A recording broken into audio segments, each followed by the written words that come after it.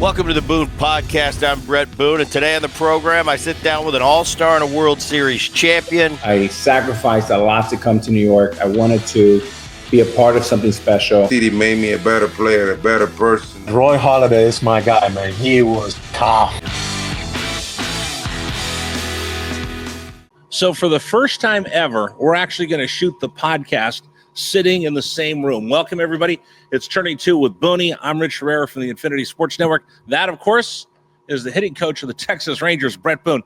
How about this? 5 years we've been doing this podcast. We've never sat side by side together. I think there's a reason for that, Rich. It's nice. We're here in D.C. and we're just plotting along. Different life now. Back into that big league life, traveling around and ups and downs. But it's been a whirlwind the first month. Well, we want to thank the folks at Walter's Sports Bar right outside Nationals Park. So we're just beyond the outfield walls of Nationals Park, and they're getting ready for the ball game today. Booney's got to run over there.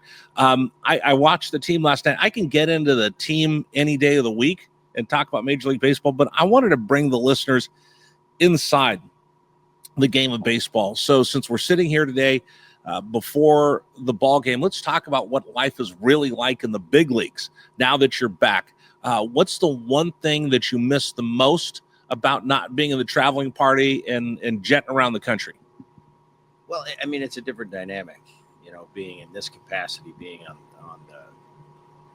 the coaching side of the ledger versus the player. Player, you're kind of in la-la land. You kind of do your thing. Everything it just keeps going, and you've got to worry about yourself, getting your swing right, playing games. And then when the game ends, you just kind of put your headphones on and move on to the next play. Being a coach is different. It's different. You're really living those wins and those losses, and it's on to the next city. And now I'm not worried, but now my job entails not worrying about me. I'm the last thing that people have to worry about. I'm probably the littlest factor in all this. I'm thinking about my players. I go to sleep at night thinking about their swings. I think about the next city we're going to, the pitching we're going to face. I've got to watch video on that starting pitcher for the next day in a new city, and I got to go through their bullpen to see what they got in their bullpen. So it's a little more. I don't know what the word is, but I have business to take care of. Whereas as a player, I've got to worry about me and me only, and so it's different. We're all. The goal is the same, win games, but I'm coming from a completely different area of how we go about winning games because physically I have zero relevance. Zero, none. I watched you in the dugout last night during the ball game. Let's get to the travel part of it because people let's go on a road trip. Hey, the Rangers are going to Washington D.C. We can see the White House, the Capitol, when we go watch the Rangers play the Nats. I saw a lot of Texas fans here yesterday. For me, going on a baseball road trip, that's fun. For you, it's business. So describe for our listeners what it's really like to be in the traveling party 2025. Start with you were in Tampa last before this road trip. So tell me, last out, game's over. What do you do? Oh, game's over. You mope a little bit because we lost. And you gather up your things. You take care of what you got to take care of with the clubbies, and you get on a bus, and you go take the bus to the airplane, and you get on the airplane. Let's go back. We want details. Taking care of things with the clubbies. You got to tip the clubbies. You got to take care of people that take care of you. So I want the real inside skinny, Booney. That is different than it used to be. It used to be we'd have meal money, and it was pretty good chunk of meal money that you get on a road trip. Where the clubbies back in the day, especially the visiting clubhouse, they made all their money on tips. Nowadays, the ball club pays for the food and the catering, which back in the day you'd have clubbies trading out. I remember back when I was a player. Hey, Boone, can I get you to sign this crack bat? Well, he gets 3 or 4 crack bats from different players. That was a good trade for maybe a spread that night. Nowadays, it's a little bit different. Ball club pays for all the catering, all the food, and the clubhouse manager has a salary. So tips are you still tip, but it's not like we used to do back in my time. A good tip was $100 a day, and I would always give them $100 a day. And if they did a really good job, $150 a day. but I knew they were taking care of everything. And it might be for different reasons. My family might be in town and they set up a car and got them to the ballpark, stuff like that. Whereas now it's the one thing about Major League Baseball I've seen that's changed the most is they really do a great job at accommodating the players and their families. The families have their own bus when they're on the road to and from the ballpark. Back when I was playing, if my family was in town, it was like I was kind of responsible for getting them to the ballpark, getting them in. Now they have a bus, they have security. It's really nice. It's a real nice upgrade. So the tips now, they're different. They don't solely rely on tips, so the tips aren't as plentiful as they used to be, but you still do it. And I walk into a clubhouse. Rosie's our visiting clubhouse guy here in Washington. Rosie was there when I was playing. So it's like, I know tips aren't the way they used to be, but I still feel bad not giving Rosie a really good tip at the end of the 3-game series. Now I love when I go to a city where it's all new people and I don't know them. I can tip them like a coach tips them.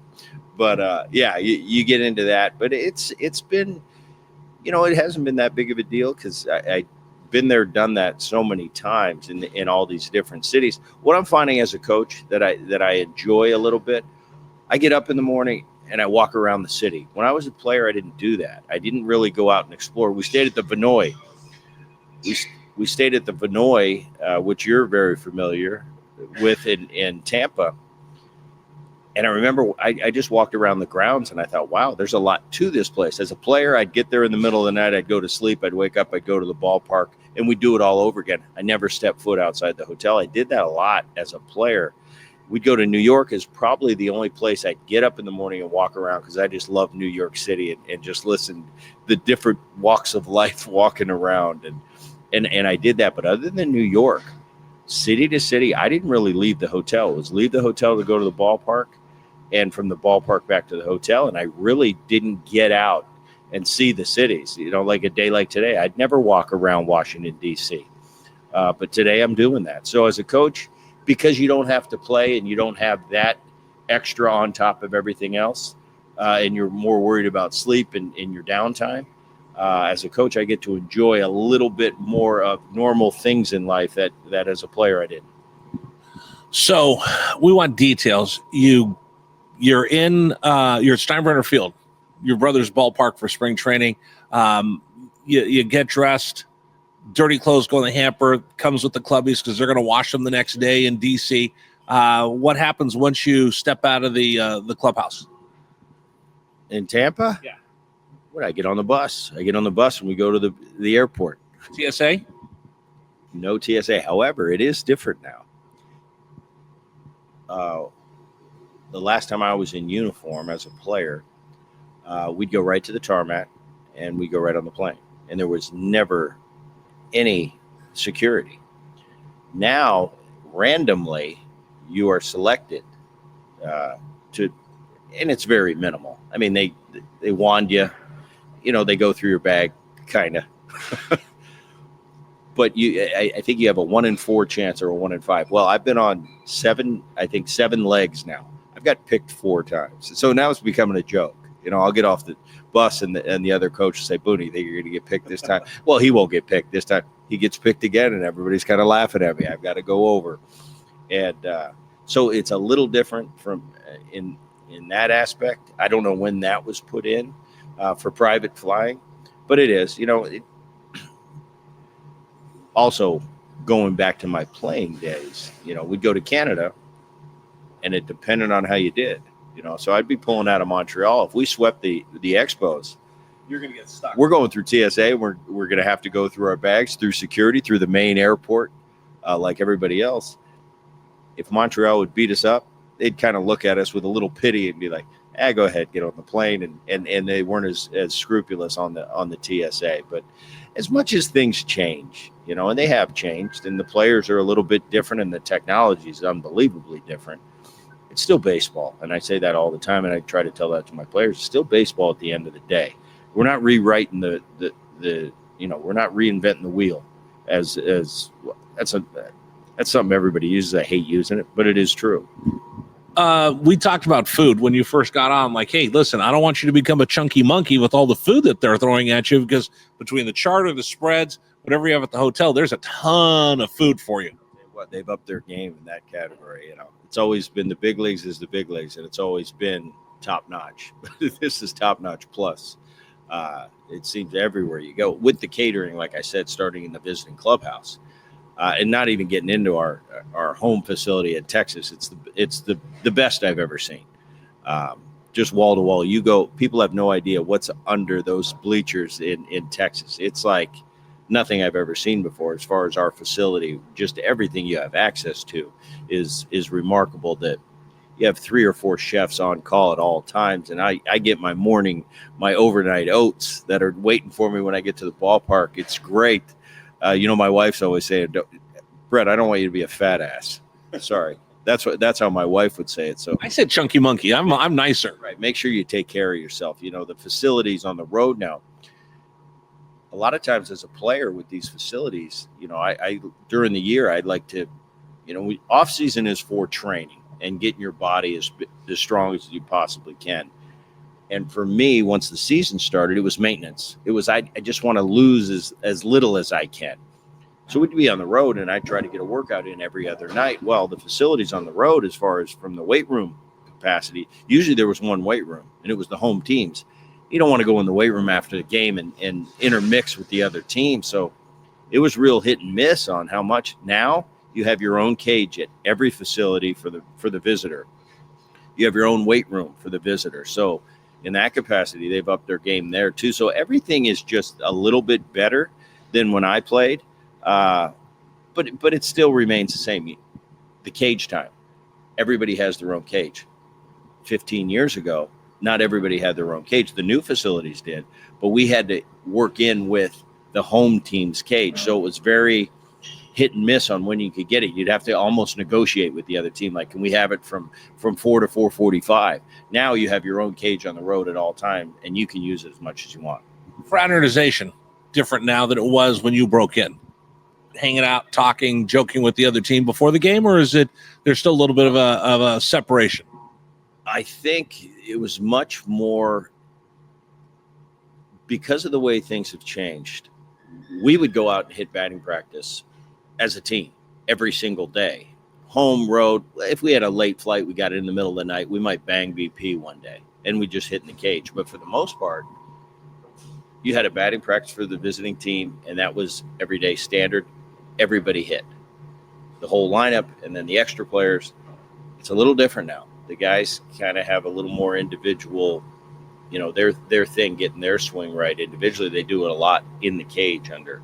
So you're not having 12, 13 guys out there every single day. Some days you might have 4. Some days you might have 5. The other day we had 9, and as a hitting coach, I was very excited about that. I love the fraternization. Is that the word you're using? Not necessarily with the other team, but amongst one another. I think that's important from a team concept of just being out there busting each other's butts, during batting practice. I think that's a part of it. It's so serious and hitting is so hard that we get caught up in the technical so much, where it's just, I'm still working with the greatest hitters on earth, and they're still the greatest hitters for a reason. And a lot of times we've got to just hit and not be so hard on ourselves and break everything down and be so technical. I was guilty of it as a player too. And I had guys that kind of had to pull me aside. Boone, let's just hit. You said that Edgar Martinez taught you that. Like, you're making this too tough. Let's keep it simple. Sometimes simple is the best way. But I understand being in the minds of a hitter. You're really tough. That's the one thing I see that now as an outsider, I can take a step back and look and say, sometimes we got to give, if I'm talking about myself, sometimes I got to give Bret Boone a break, because it seems like the world is scrutinizing and criticizing every single thing you do. Sometimes as the hitter, we got to give ourselves a break, and you're not that bad as you think. If you go 3 for 4, that 4th at bat, you had a bad at bat.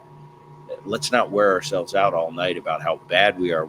We were really good 3 times going to the box. So that's the one thing I can take a step back now as a mature adult and say, I understand what you're going through. I went through it. And sometimes, you just got to give yourself a break, because this game's so hard and it's so every day and it's so in your face You got to take a step back and live in reality a little bit. And it's easier said than done. As a player, I was very guilty of it too. How about tipping your cap to the pitcher? Pitcher's having a good day. Sometimes it makes life difficult for you. And then you come in with the bullpen. It's one power arm after another power arm. Yeah. There is no soft underbelly anymore. No, and I don't think there ever was a soft underbelly. I understand what you're saying, though, from a velocity standpoint. Yeah, and some days you have to. I don't like to do it. I never like to give credit to that opposing pitcher. But as a hitter, I can look in the mirror after 9 innings and say, they pitched us really good today. Now, that doesn't happen very often, right, but it does happen. And sometimes you got to realize that when they execute pitches, it's tough. They always have the advantage, especially when they execute and they live on the edges and they throw strikes. Some days you do tip your cap. You don't tip it to them formally so they can see it. But sometimes you got to realize that, hey, this is tough.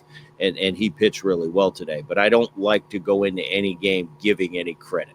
Since we're here on the road at Walter's Sports Bar, right outside Nationals Park, and if anybody's going to a game, this has been my hangout. This is where they have a great breakfast. Oh, this is the place. This is the best sports bar in all of D.C. Let's talk about just some of the other nuances of being on the road. Packing your bag. How are you doing packing? I mean, how much clothes do you got? I got a new bag, Coach bag, and I really like it.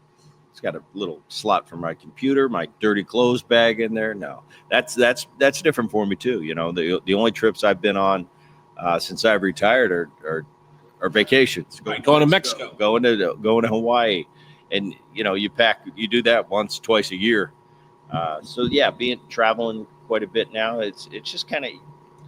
It's like getting on a bike, though. You did it your whole life. You know how to do it. You know how to do it at the last minute. You throw in what you need, and the attire's different than when I played now. Hold on a second. So people don't understand. You and I understand. We've been on charters before.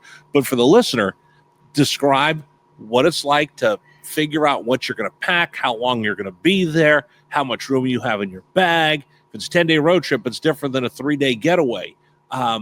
Give me all the nuances. I'll tell you, I started as like my wife would pack way too much. Okay.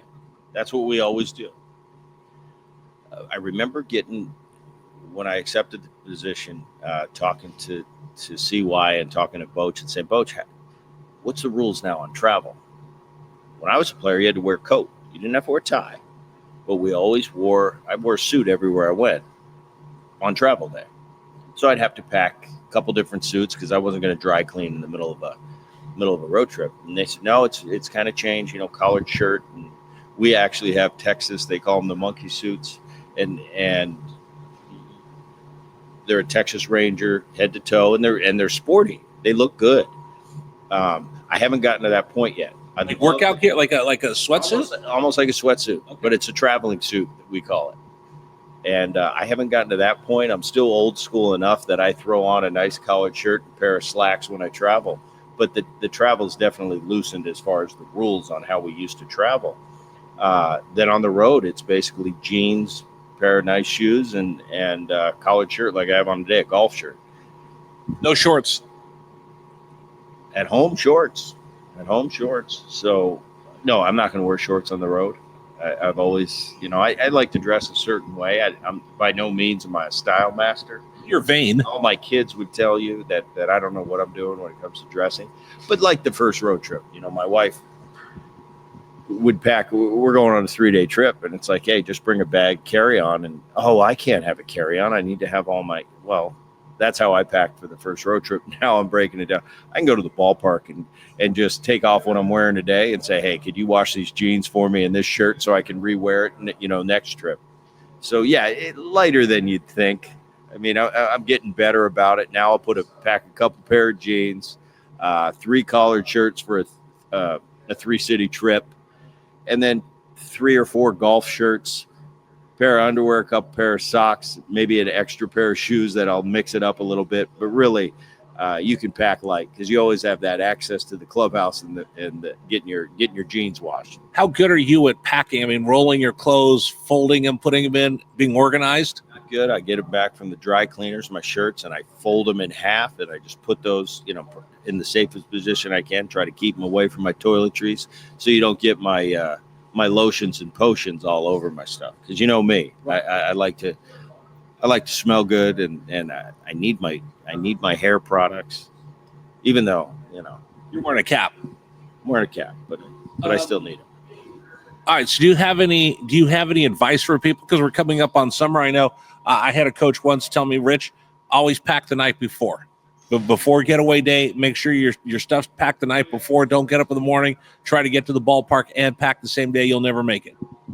As a player, last minute, throw it in the suitcase. Don't care.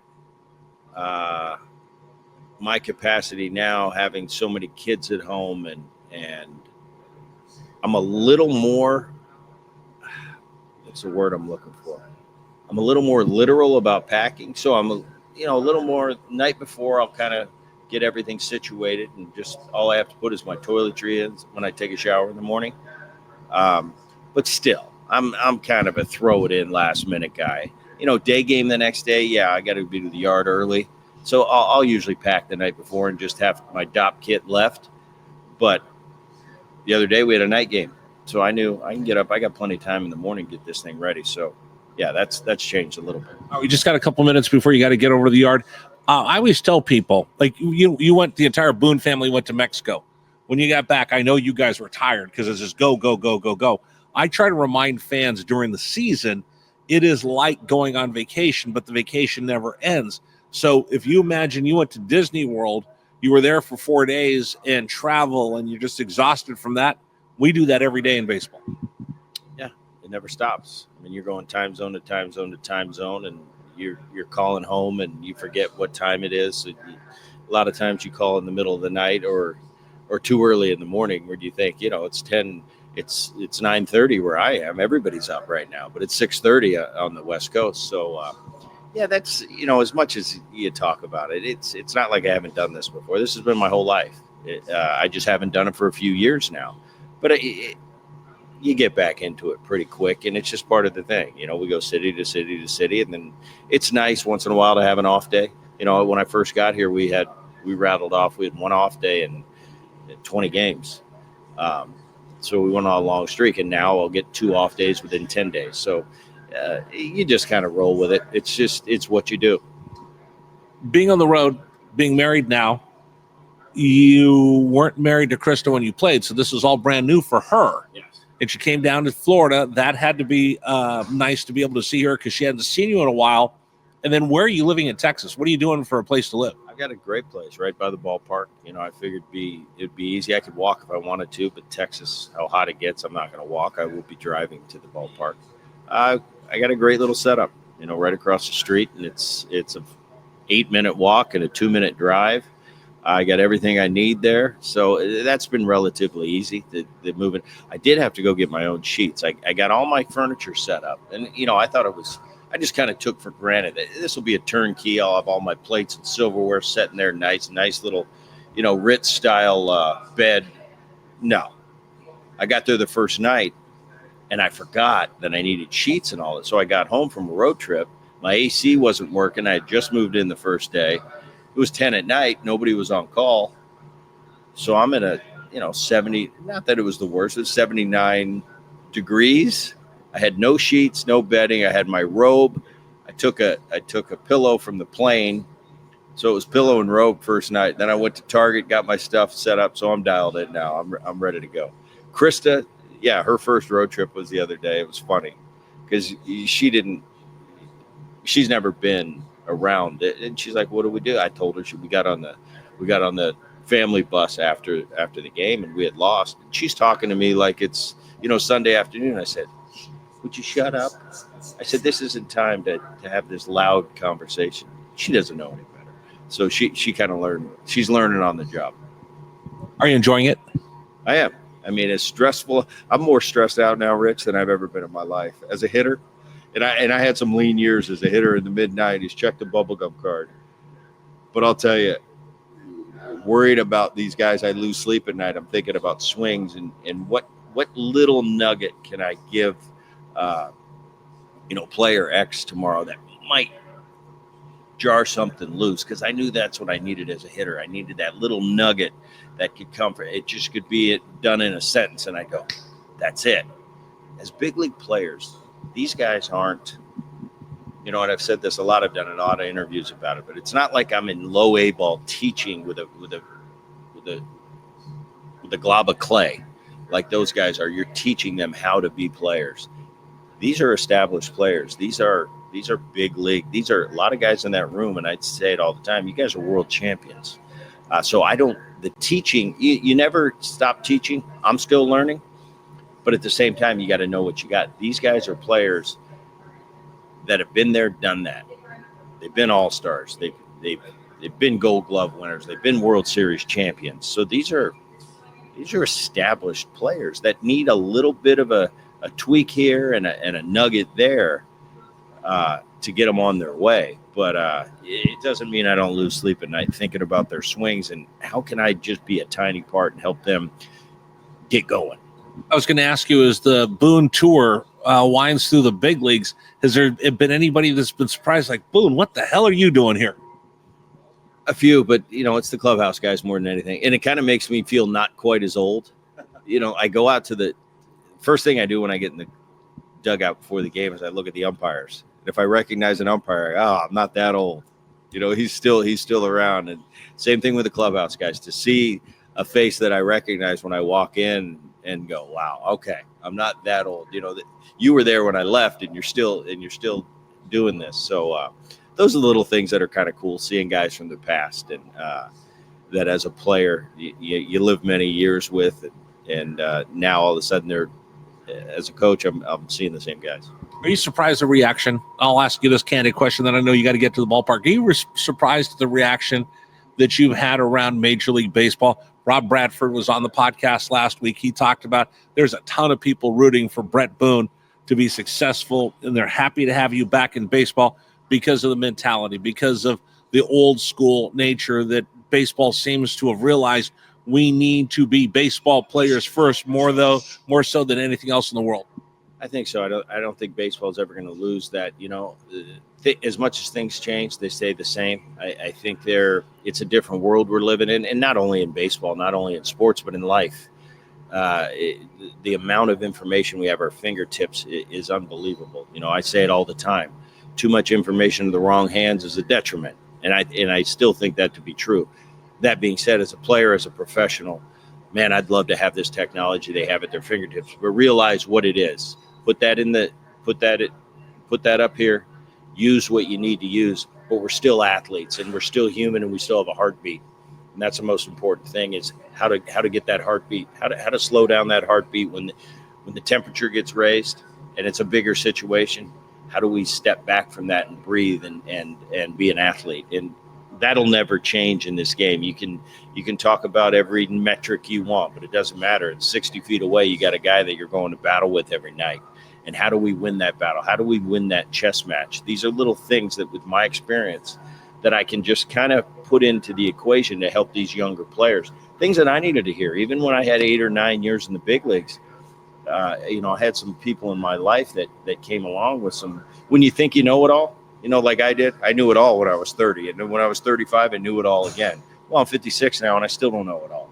So I can learn from them and they can learn from me. And something in the middle right there is that perfect formula. And again, that's just for life. Whenever things are just overwhelming you, you got to slow down. You got to breathe. You got to clear your mind and readjust, be comfortable being uncomfortable. Well, that's the one thing, when I addressed the players when I first got here, and still it's true today. It's no matter what you're going through out there on the field, and I feel for you a lot of times because I've been in every possible scenario that you find yourself in. I said, I just want to let you know that I've been everywhere you've been, and I know how it feels. So we have that in common, and that's the one bond I have with these players is I know what they're feeling. Even though I'm out of the game now and I'm not feeling it currently, I've been in that emotion, so I can relate to them on that level. Okay, so here's what we're going to do. We're here in Washington, D.C. Nationals will take on the Texas Rangers. I'm going to go to batting practice. I'm going to bring my camera with me, and I'm going to shoot batting practice, so we're going to watch. I won't bother you while you're working. You probably will bother me. That's what you do. Whoa. Okay, so if you notice, I got my Buc-ee's hat on representing Texas because I don't have a Rangers cap. I don't have any Rangers gear. don't know if you didn't notice that or not. I might be able to get you a pin today, Texas Rangers pin. Okay. Put it on your lapel. Okay. Well, we're bringing my friend's daughter. She's like, "Do you think Bret can get me a T-shirt?" I'm like, "I don't know. We'll ask her." We'll see what we can do. All right, so we're gonna go watch Bret at batting practice. We'll tag that on to the podcast as well. So once again, thank you so much again. We're changing the podcast up a little bit. We're continuing to do it. We're committed to have this show. I got a chance to come up since now I live in Virginia to see Bret for the weekend, and then we'll see what we're going to put on next week. You got it. Thanks, Rich. We'll go ahead next over. Make sure you like, share, and subscribe. Like, share, and subscribe. Oh, Bradford's sending you a T-shirt, by the way. Well, we got to reciprocate. I can't wear a shirt without him not wearing the Boone podcast. Yeah, no, we'll do that. The Bret Boone podcast. There you go. All right, we're going to head over to the ballpark right now. Thanks for joining us, everybody. All right, here we are at Nationals Park. Batting practice going on. The Nationals just finishing their BP. Rangers get ready to take over and start their batting practice. We'll check in with Boone here in just a second. Here's Bret Boone, the Bret Boone podcast. Welcome. Turning two with Boone. Yeah. What's going on, Rich? Hey, thanks for having us out today. We got it. Gonna get ready to hit. We got a little work to do. We got to win one in a row. One in a row.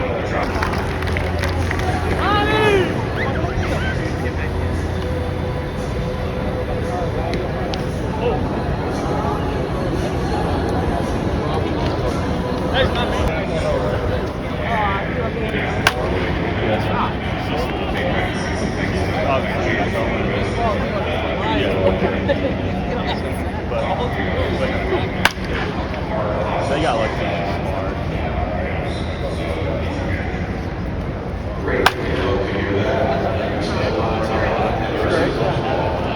started to figure out